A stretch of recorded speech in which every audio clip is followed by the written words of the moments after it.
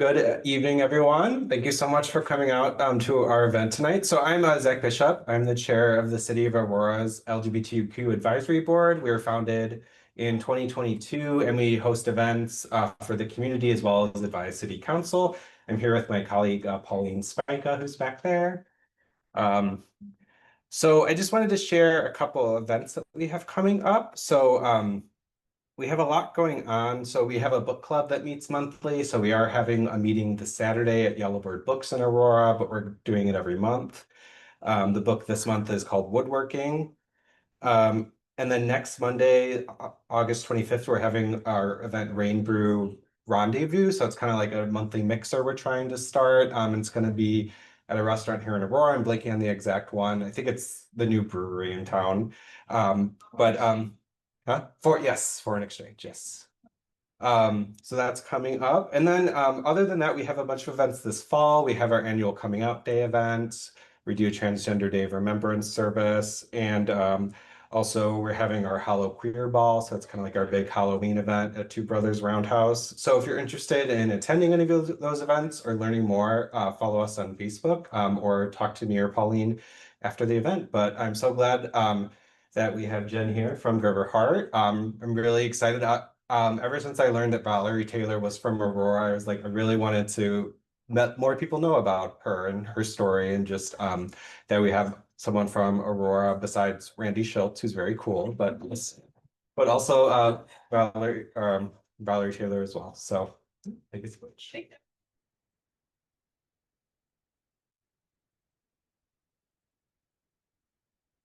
Okay, thank you so much, Zach. So hi, everyone.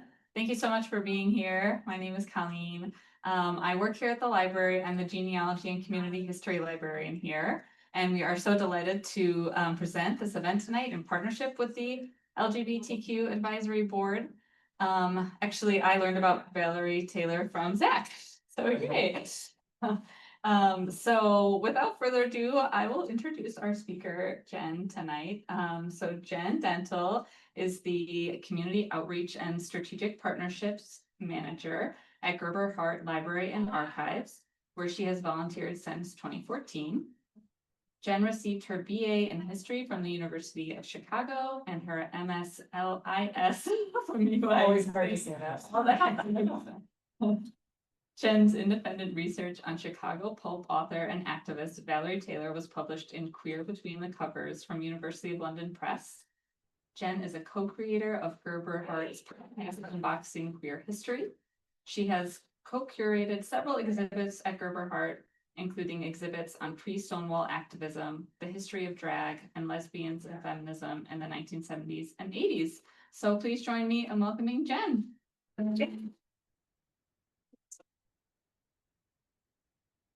Thank you so much for having me. I'm any opportunity to talk about Valerie Taylor and about pulp novels, and I'm very excited. So yeah, I'm Jen, and I work at Gerber Hart, and I'll talk a little bit about Gerber Hart, but then we'll get into pulp in general, and then Valerie Taylor more specifically. I brought some pulp novels at the back, so it's a mix of stuff from Gerber Hart as well as stuff from my own collection. You can take a little quiz at the back if you want to guess based on covers if something is trash or treasure, which we'll get into a little bit here. But the thing is, you really can't tell based on the covers. So most pulp novels, when you look at them, you'll probably think they're trash. They look really trashy. So I think the question that I'm asking throughout a lot of my research is queer pulp, is it subversive, trash, biddable? So yeah, a little bit about Gerber Hart. We are a LGBTQ plus library and archives. We're located in Chicago. This is a little look behind the scenes at our archive stacks, but we focus on the LGBTQ plus history of Chicago and the Midwest. And so yeah, founded in 1981, our focus is on Chicago and the Midwest. So we do have materials from Aurora in our collection. I would say that the majority of our collection is about Chicago, but it does include the Midwest. We are almost entirely volunteer based. So that's where I started about been almost 12 years ago at that point. But we do have 3 of us that are full-time as of almost exactly 2 years ago, which is very exciting. We're privately funded. It's mainly by grants. So institutions like the Mellon Foundation, for example, we have no government funding. We were thinking about that this year, but Did not do that. But yeah, mainly private donations.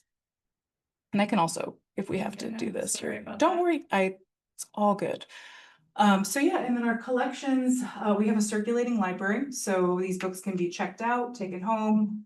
Anyone over 13 can check out up to 10 items at a time for free. We're not part of Chicago's public library system, but it's just a form that people fill in. There's no fees or anything that go along with that.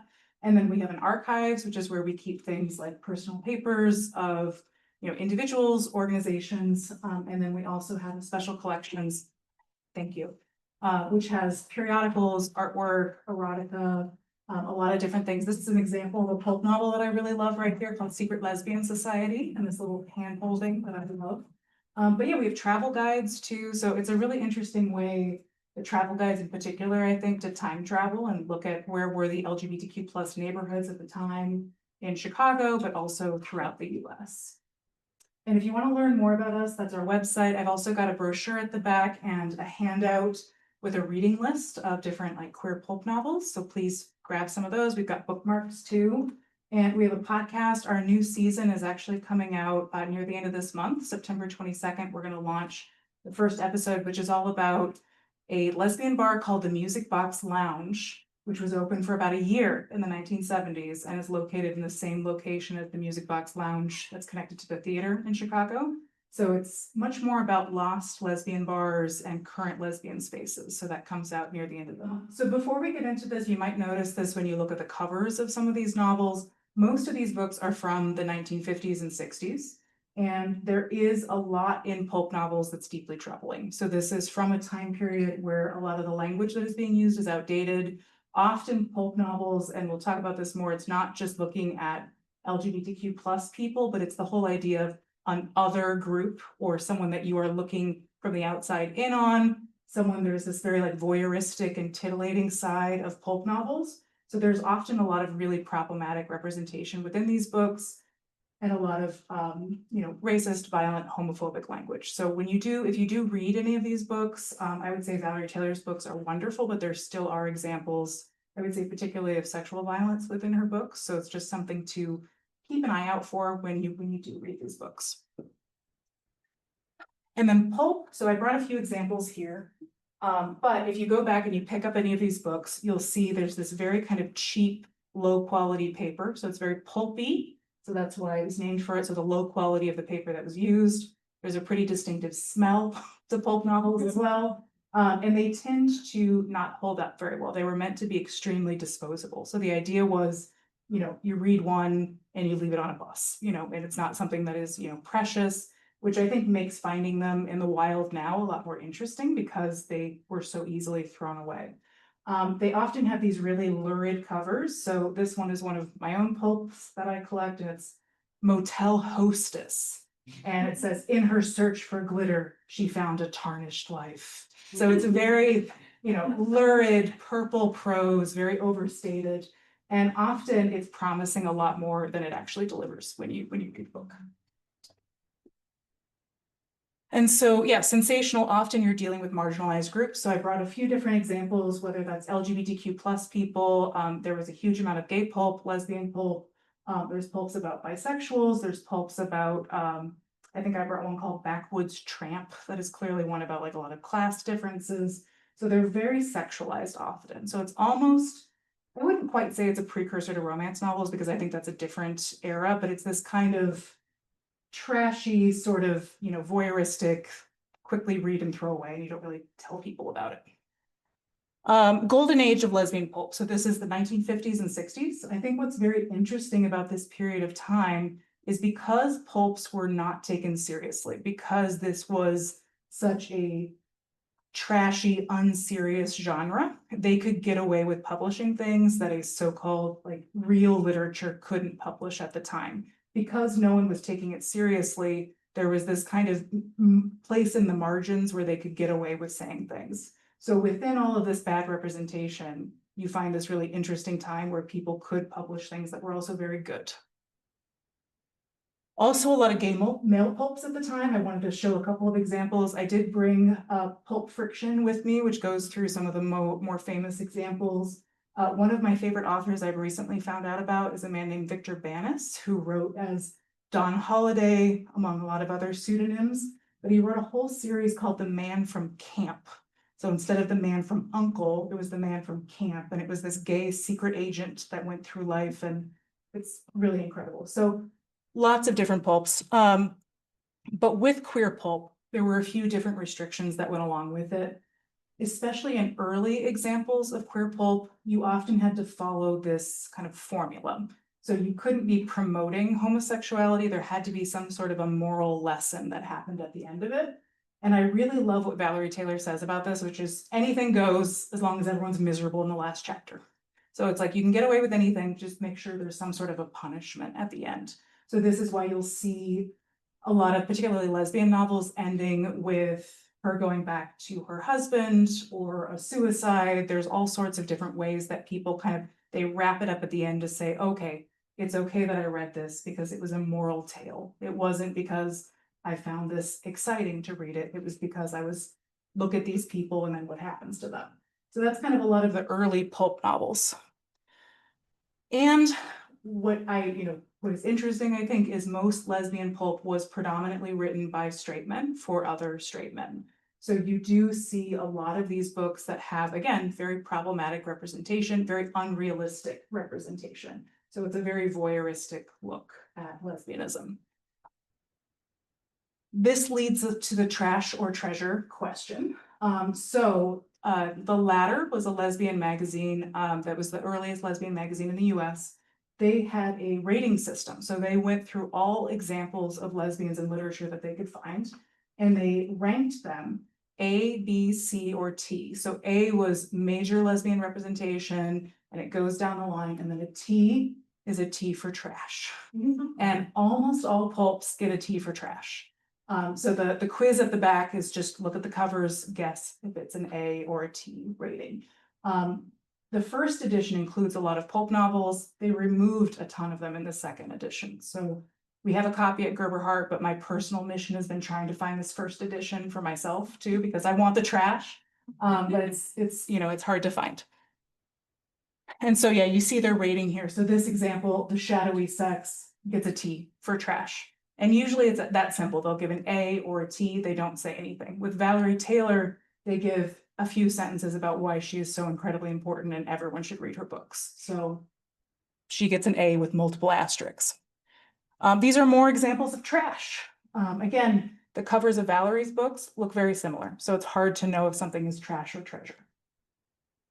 And I've given kind of a lot of examples of why pulps are problematic, but when we think about this time period, often pulps were the only places where lesbians saw themselves represented. So within this genre, there's this idea which Joan Nessel of the Lesbian History Archives talks about them being survival literature. So the idea is that when you don't see yourself anywhere, if you see yourself somewhere, it can still be deeply impactful. And so a lot of women have talked about seeing a lesbian pulp novel, reading a story with a lesbian in it, and realizing that's the first time they realized they weren't the only one. So it is very important to a lot of people. And within the genre, there are lesbian authors of pulp. I will say, like, Valerie Taylor identified as both a lesbian and a bisexual. And lesbian authors were very important figures within the pulp movement. And so there were authors like Anne Bannon, who wrote the Bebo Brinker series, also from Illinois. And then we have Price of Salt, which if you've seen the movie Carol, that is based on the Price of Salt. And we have, novels like Spring Fire and Valerie Taylor. I did not know that Carol was based on Price of Salt when I watched it. So I was braced for a very bad ending. And then I was happily disappointed by that, or happily not disappointed. So yeah, Valerie Taylor was born Velma Nacella Young. She was born in Aurora in 1913, and her first pulp was published while she was living in Aurora. She published Hired Girl, which is not a lesbian story, which I did not know when I started reading it. And I was like, when is this gonna happen? But yeah, it's interesting though, because even within that book, she has, I think there's anarchists or communists that are in it. There's an abortion, there's pot farming, there's all sorts of stuff that happens in Hired Girl. But basically she published this book in 1953 and used the proceeds to pay for a divorce from an abusive husband. And then I think she paid for a divorce and bought a new dress and then moved to Chicago. So that was, you know, what she did. But she moved with her kids to Chicago, and then from there, she became an activist, an author. She published 9 lesbian novels between 57 and 77. She continued publishing more novels after that and also wrote poetry. Really incredible work. So Whisper Their Love was her first lesbian novel that she published, and it sold more than 2 million copies. And I think what people say when they read her books, and I think if you read her books, has anyone read Valerie Taylor's books? Just out of curiosity. She's fantastic. I highly recommend it.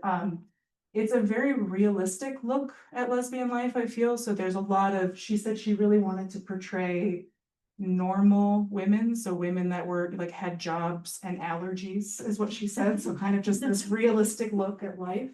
And I think it's really beautiful. The Girls in 3D is probably her most well-known book. Someone else who read Valerie. Excellent. Yay. Oh, wonderful. Yes, she's fantastic.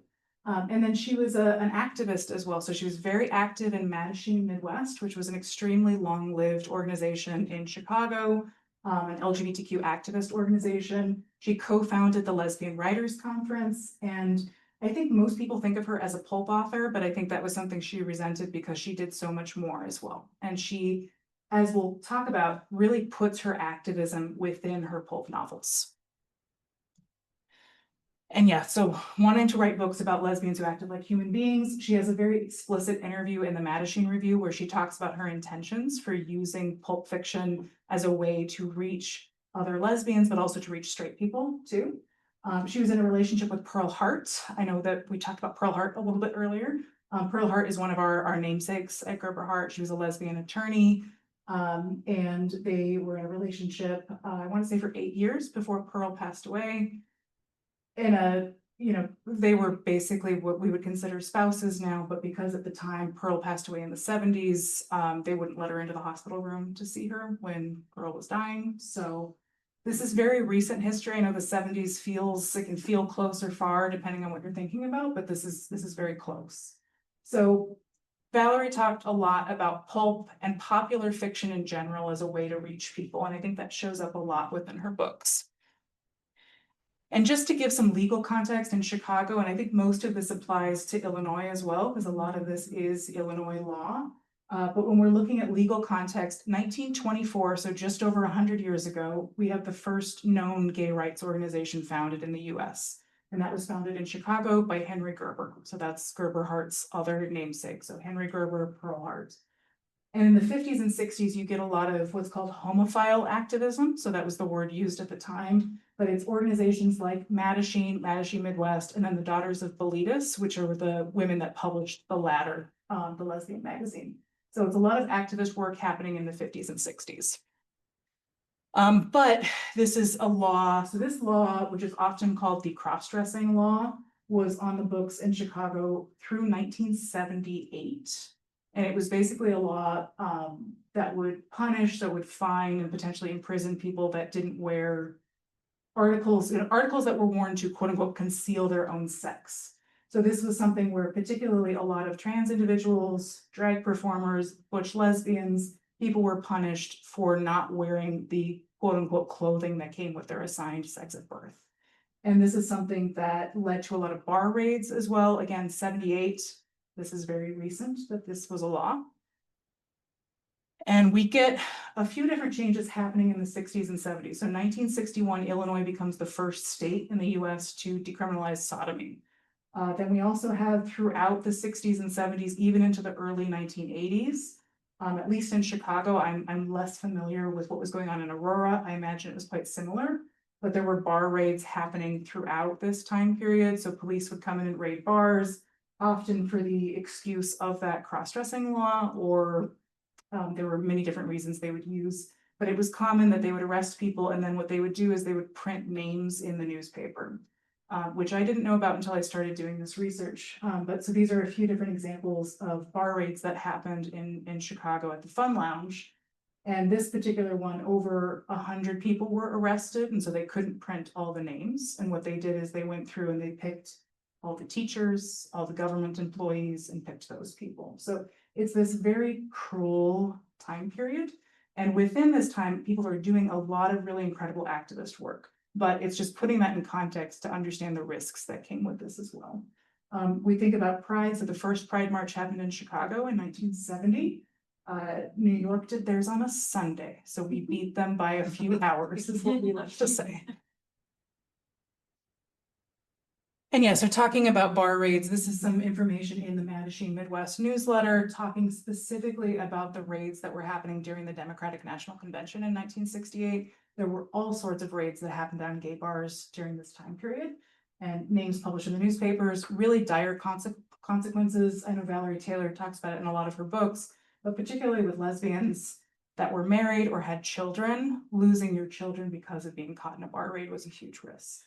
And so these were things, bars that were operating in the 60s and 70s or 50s often had to be making payoffs to both the mafia and the police in order to be staying open. But even doing those payoffs, you didn't have a guarantee that you wouldn't be raided. And so with these risks, there's this idea of you want to meet someone, but how do you find someone? And how do you find someone with all of these risks and what's going on legally? And this is something that comes up in a lot of Valerie Taylor's novels, is like how to signal to other people, how to meet people. And pulp novels and the idea of buying a pulp novel in front of someone, that was a way to kind of signal to someone else. And so it becomes this way that people have to be really careful, but also how do you find different ways to do this?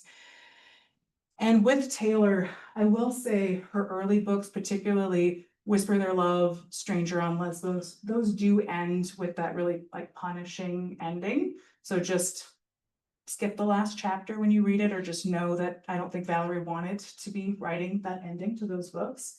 But even within those early books, there's this really withering critique of heterosexuality throughout the book. So, in Stranger on Lesbos, for example, she goes back to her husband, and it's just, you can tell this man is terrible. And like, even in her like talking about it, that this is not something that Taylor wanted to do.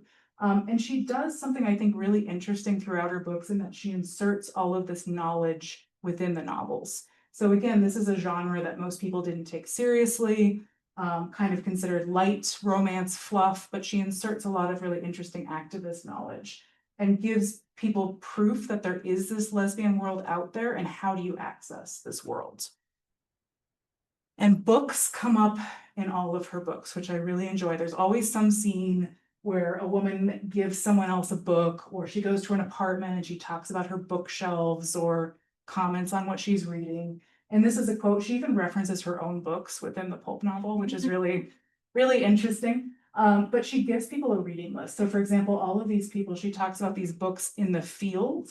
So Bannon, Corey, Aldrich, Hall, Taylor, Wilhelm Forster. These are all real authors that were writing books at the time. So she gives people, when you couldn't necessarily go and ask someone, I want to buy a lesbian book, like she's given people examples of here's another place where you can find good representation. And it's just an interesting way, I think, that she provides these resources. And then something I was very interested in is the location of bars. So several of her books are set in Chicago, and I was curious, these bars that she's talking about, are these real bars? And so I went back to the travel guides that we have at Gerber Hart, and she changes the names of the bars, but the locations are very accurate to where the gay neighborhoods were in Chicago. So she's giving driving directions to how to get to these bars, which I think is fascinating. So it's this kind of queer roadmap of Chicago.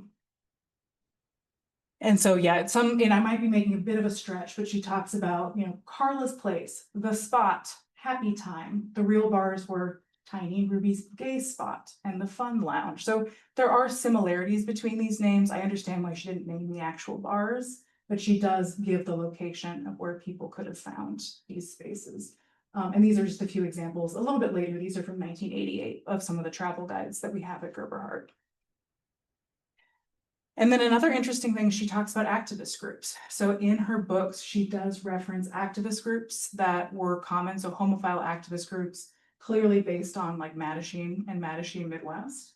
And it's interesting the way she describes it. I love this quote. Return to Lesbos is my favorite of the book. So you do have to read Stranger on Lesbos, which, sad ending, but then she gets a happy ending and Return to Lesbos. So recommend that too.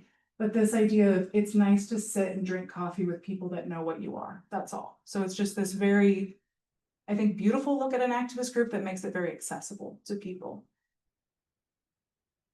And this is the ladder, which I mentioned that did the rating system. So this is 1970, which is, I think it's referencing the Virginia Slims ads, which were, you've come a long way, baby, is the, you know, and then she's kicking him in the face. So it's an interesting. But yeah, so one magazine, the ladder, Mattachine, she references national newsletters, which did exist at the time. And Return to Lesbos actually has a homophile meeting in the book. One other thing she does is drop statistics throughout her book. So she always mentions like, well, of course, like 1 in 10 people are gay, you know, which is something that the Kinsey report would have just come out in the 1940s, or maybe I think 50s was the study on women.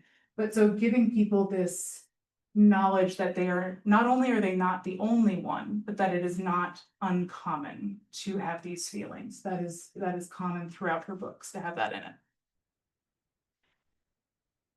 And then, yes, so again, the quotes, she's very, very intentional in these interviews with Mattachine about how letting people know in the straight community as well, just to have the truth about the LGBTQ community, getting it out in popular fiction is a very important thing for people to be doing. So kind of coming back to the question of pulps, if they are trash or subversive. I think they're both. I think there's clearly a lot of trash that we want to think about. We want to be really careful about this bad representation and just know that these often did cause harm as well.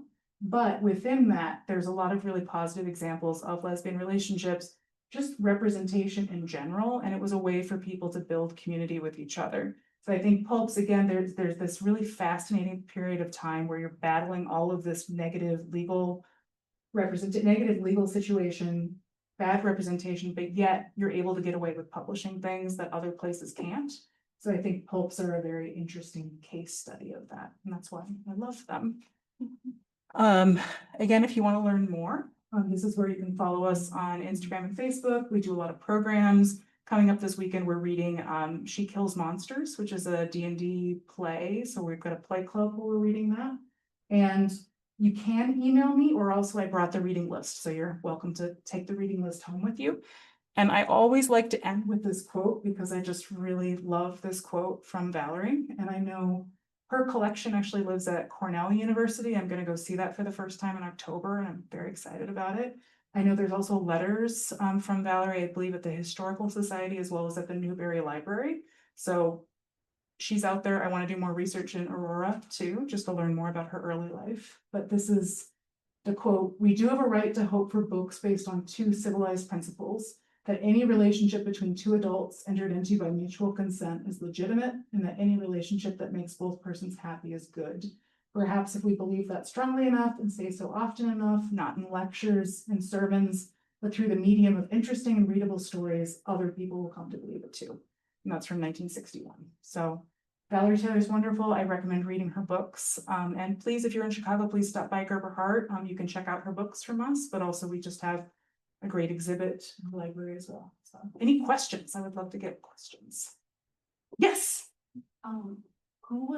How did she get these published? Like, was it an itty bitty teeny tiny press? And how did they get distributed? So with to 2 million copies sold? It's interesting. I want to do more about the presses in particular, but there were these big presses that published, just kind of churned out pulp novels all the time. And so there were, I know she published with Midwood Tower and a few others that were publishing a lot of non-lesbian authors too. So I think pulps, there was just such a huge demand for pulp novels. They were sold everywhere that it was fairly easy, I think, to get into the pulp publishing business. But then later, and I brought a few examples, her books got reprinted by one of the feminist presses. So Naiad Press reprinted her books. So then those were smaller, publishers that were doing that. But yeah, there were just these giants. I know for Victor Banis, it was Greenleaf Publishers, which again, it was like hundreds of books a year about specifically like gay pulp. So it was just this saturated market. Because they're so disposable though, you don't have a lot of the evidence that's lived behind, but I would like to do more research on it because I do think that some authors, I think Anne Bannon talks about how she never felt like there was pressure to change the endings, but then Valerie Taylor she also hated the titles that she had to pick. So she hated Whisper Their Love. She thought it was a horrible title, but she had to go with it because it's what the publisher wanted. So I think it was very dependent on who you worked with. And I need to do more research on that because it's interesting. Yeah. How much did a book cost in those days to fulfill? I don't know what the equivalent would have been. I just know it was very cheap because people were buying them at, you know, grocery stores, gas stations. It was a very cheap sort of, my guess is it would be equivalent like a mass market romance novel or something like that. Which I know you used to be able to get them in the grocery stores for like $4 and $5. I don't know what it would have been in the 50s, but they were very cheap. I know it was supposed to be disposable. Did the grocery stores and gas stations know what they were selling? I think so, and it's so interesting to me because I think we think of the 50s as this very restrictive and kind of conservative time period. I think because these were almost not comic books, but it was kind of like, oh, it's just this kind of, you know, and it wasn't just about queer people. They weren't all like queer books, but it was all of this kind of looking at these quote unquote like sick portions of society. I think it became this, oh, it's fine because this is teaching people a lesson. But I think people must have known if they were stocking certain kinds of books. But again, it's something I want to do more research about the distribution because you hear a lot of authors talk about how they're sold everywhere, but you don't get a lot of pushback, which you would think looking at some of these covers that you would be getting pushback on it. Particularly if you're selling them at these very public places. So I'm surprised that hasn't come up more. I know Victor Banis was sued for obscenity because a lot of the obscenity laws change in the 70s. So 50s and 60s, things had to be a little bit more subtle. But yeah, it's an interesting question. I bet there was pushback. Yeah, Sorry, I just want to give an update Zoom. please. John D'Amelio is in the chat saying Yay. that early ones in the 50s were often selling for 35-50 cents. Thanks, John.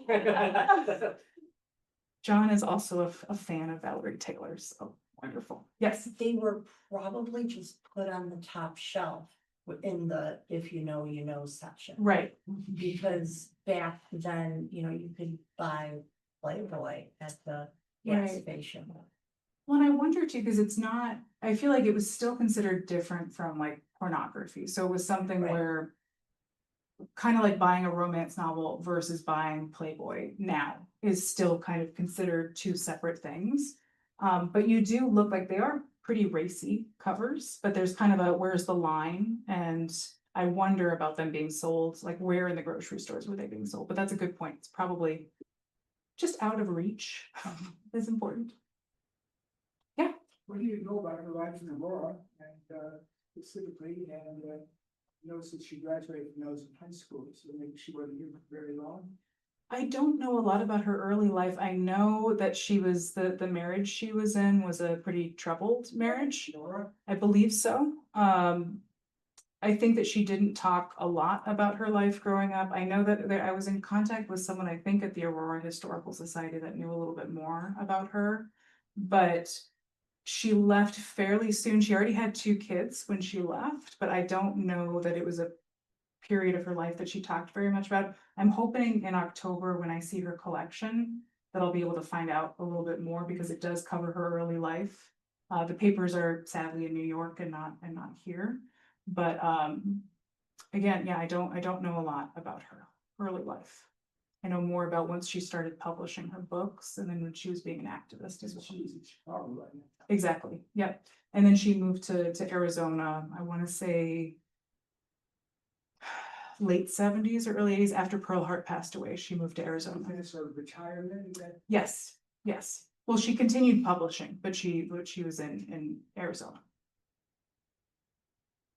What do you know about the cover designers or like artists who would do that? I've started learning a little bit more about specific artists. There's the Victor Banis Foundation. So Maggie is the great niece of Victor Banis and has been doing a lot of research on, because he published, I think, over 100 pulp novels. But she has started noticing patterns of specific artists that were used by Greenleaf Publishing. I know, again, because so much of it is anonymous, but I know there are certain styles that I like more than others, and she's identified several artists. I know there's 2 books back there, Queer Pulp by Susan Stryker, and then Strange Sisters, actually in Pulp Friction too, and they go into some of the artists as well, but a lot of this was anonymous.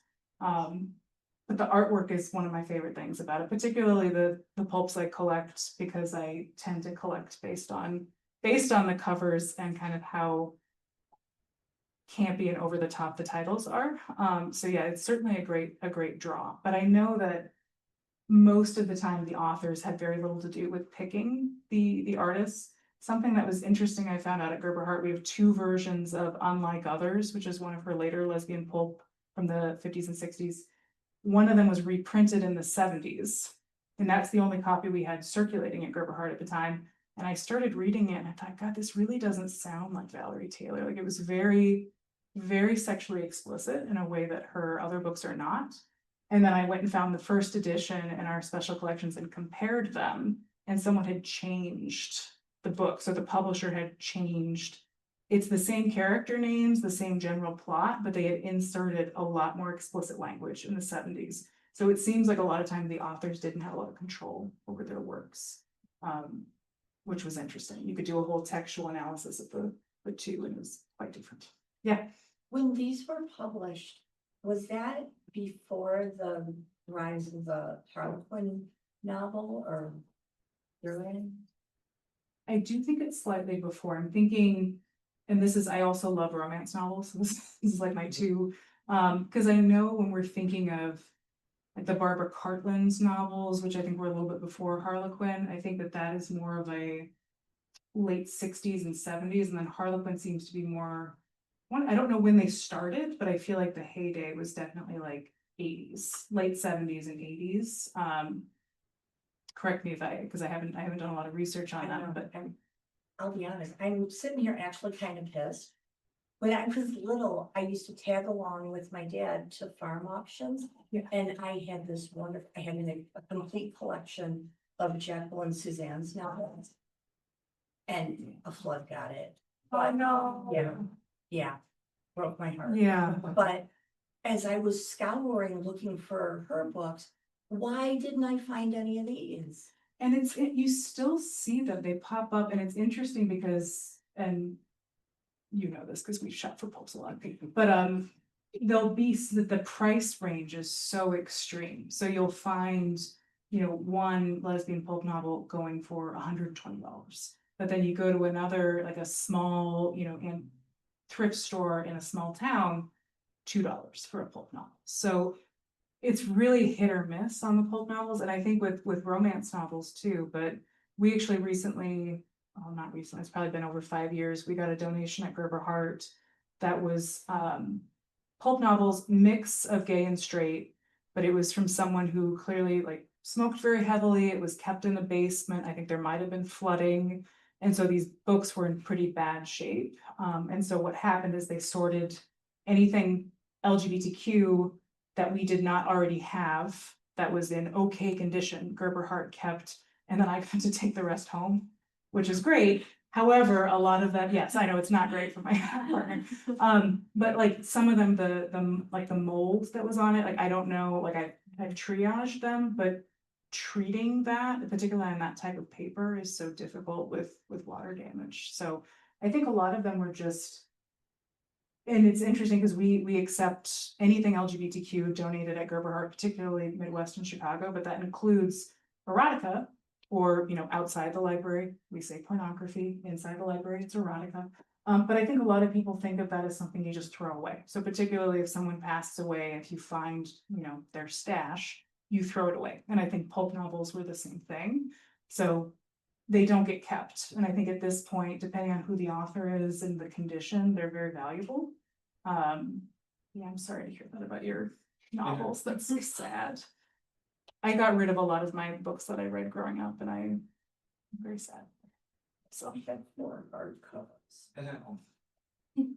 I collect Joanna Lindsay romances whenever I'm out, so I always keep an eye out for Joanna. It's my day when I see her.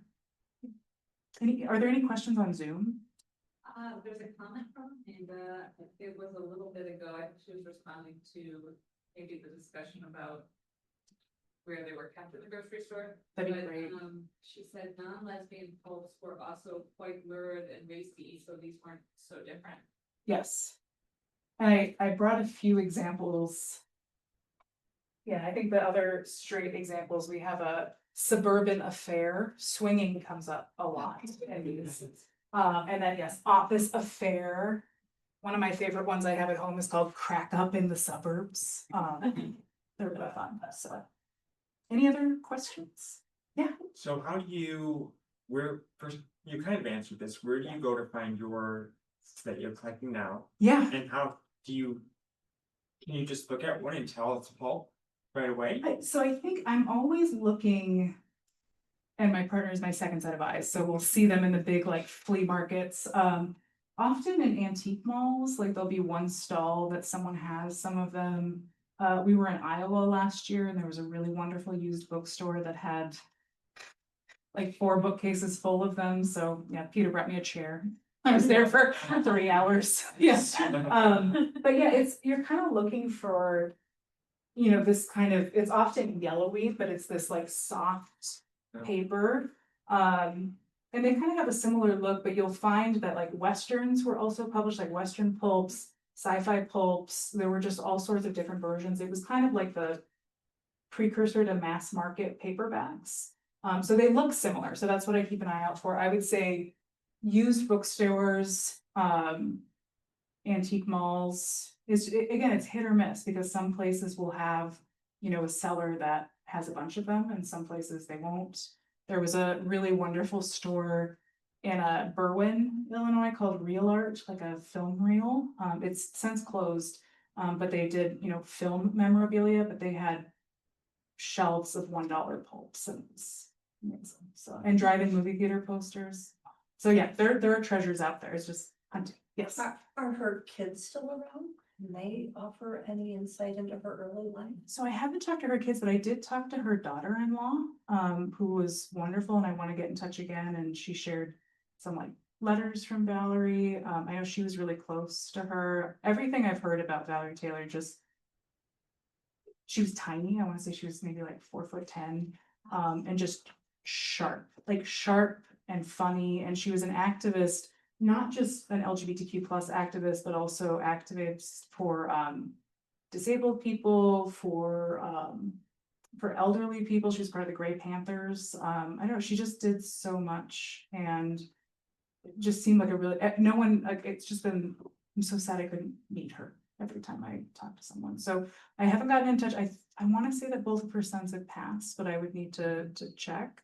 But I have talked to her daughter-in-law, and then her daughter-in-law, they have kids as well. So, they shared, I sent them, we had a bunch of, she wrote this speech called For My Granddaughters, which she presented at the Lesbian Writers Conference, which I think was a general to my sisters sort of. And so I sent them several copies of that. So all of her biological granddaughters have copies of that too, which is really sweet. Yeah. Did she go to college? You're asking me these great questions about her early life, and I'm like, I know about her publishing, but I think she did. I know because when she moved to Chicago, she worked in publishing. So I assume I think she went to college, but I'm not positive. I would have to check on that. I should know more. Maybe I can do another one next year after I see her collection. Yeah. We did get a question in on Zoom about whether Taylor was involved in DOB. I can't remember if she contributed to the Daughters of Bilitis or not. I know that she wrote several poetry collections with Jeanette Foster, and Jeanette Foster, so that the compilation of the lesbian in literature, Jeanette Foster prior to that published a book called Sex Variant Women in Literature. She also worked with Kinsey at Indiana University. And so Valerie, and she was quite a bit older than Valerie, but they published poetry collections together. So there might have been some crossover with the latter on that. I think Valerie was more active in Mattachine Midwest than she was in the Daughters of Bilitis. But I wouldn't be surprised. I do think that she has poetry published in the latter, and I think she probably has pieces published in the latter as well. Yeah. Any other questions? Yeah. I have one. I'm just curious, do you know why her papers are in New York or how they ended up? Oh, that's such a good question. I do know a little bit about it, and it's kind of a sad story. So and I haven't found the physical proof of this yet. I've just heard stories. We're a small community library and archives. There's been periods of time where we've been more open, more staffed, more aware. My understanding is when she passed away in the 90s, the person who was managing her estate, what I was told by someone I again, not positive, the person who answered the phone was not familiar with her and said, well, she lives in Tucson, so we wouldn't collect her materials, which is awful. And so because of that mistake, her papers ended up in New York at Cornell, and they're at a wonderful institution. They're part of a human sexuality collection, but it kills me that we don't have them at Gerber Hart, because I do think it was something that there was a desire there. And that's something that obviously we hope that never happens again. This happens often at archives. But yeah, that was one of the episodes I wanted to do this season of the podcast, was going to be called Missed Collections, the ones that got away. But yeah, it's sad because I think that mistake, unfortunately, it's not with us. But again, it is somewhere good, but I'm very sad that we don't have her. I'm holding it back, but I'm very sad. So, did you have one question too? Yeah, how big is your collection? Personal. Oh, my personal collection. I think the pulps are At least 250. probably more. It's probably more than I would say pulp novels, and the LGBTQ ones are harder to find. So like my queer pulp novels, I probably only have like 40 or 50 of those, but then the other pulp novels, it's most of a Billy bookcase from IKEA with that. So, and they're small, so I would say like 300, yeah. There will be more. But yeah. Well, thank you so much for having me. And if you have questions, I'll be.